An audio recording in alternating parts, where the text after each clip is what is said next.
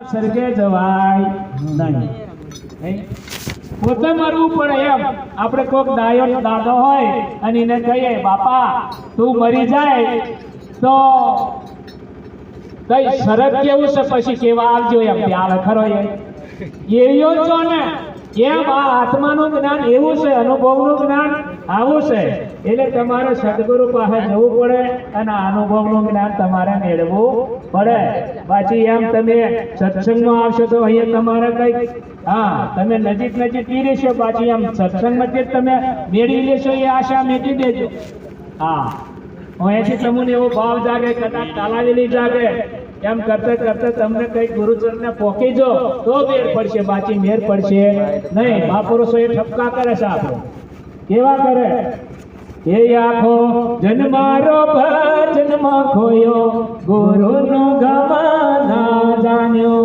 લો આખો જન્મારો મેં ભજનમાં જ ગયેલો પણ કે ગુરુનું ગમ જોઈનું હે એનો મેર પડે એવો નહીં. એને મહેરબાની કરી ખૂબ સરસ આવો મનુષ્ય અવતાર ફરી ફરી મળવાનો નથી.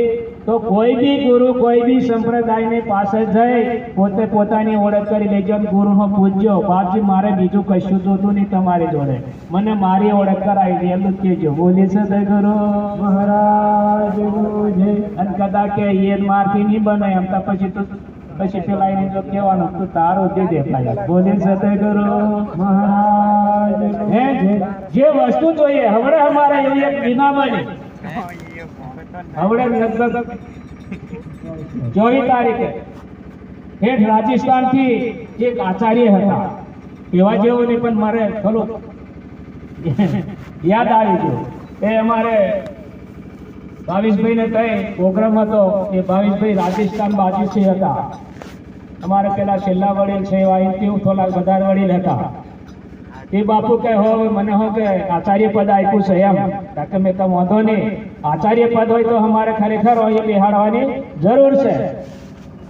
બાકી આચાર્ય વગર હોય બે જઈને ઉઠાડવાની અમારે જરૂર છે એમ. એટલે આમાં હો પાછું ધ્યાન રાખવાનું, ખૂબ દોડાયા નહીં થવાનું. પ્રેમ ચાદર ગુરુ તની પામ મેલો સંત અધિકાર વિના નામ લખ લાખો ઉઠાવો બંધ. પ્રેમ પદાર્થ મોંઘું રે મફતમાં તો ભાજી પાલો જોવો જોઈએ. એટલે આપણે ગુરુ પાસે એવો પ્રેમથી આ વસ્તુ મેળવીને આનંદ કરવાનો છે તમારે. અમારે તારે એ દાદાને મેં પૂછ્યું થોડીક ચર્ચાથી અમારે દાદુ સરસ કહેવાય હું તમારા ગુરુનું નામ તે પાછા બેરે ના અમુક મોડા પોતાના ગુરુનું હોય નામની ખ્યાલ નહીં આવે કે અમારા ગુરુનું નામ પછી સારું ને કે વાંધો નહીં. તમારે સંપ્રદાય કઈ લાગે કે અમારે સંપ્રદાય એવો તાળો થોડુંક પાછી ખૂબ લેટ પડ્યા.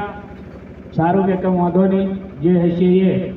અને એમ તમને આચાર્ય પદ મળ્યું એટલે એમ કે તમારી ઓળખ ખરી કે આત્માની ઓળખ ખરી કે કે નહીં બાપુ એ બાકી છે હજુ કે એમ. હું કે એ હજુ બાકી છે.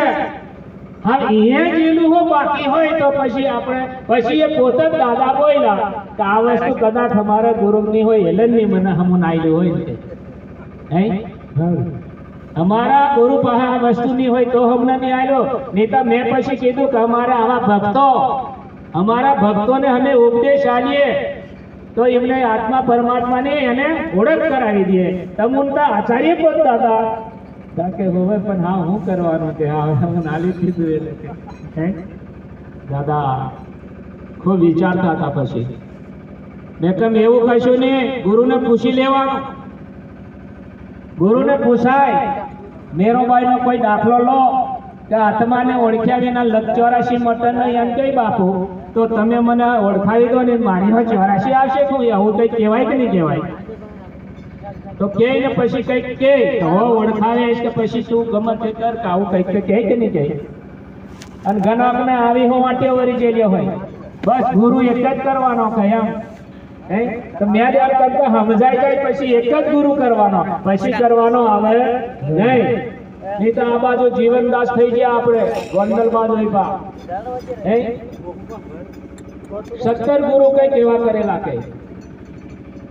અને પછી અરાળમાં એમને ભીમ થઈ ગયા એની આત્માની ઓળખ કરાવી દીધી, સમાધાન થઈ ગયું. બોલીએ સદગુરુ મહારાજ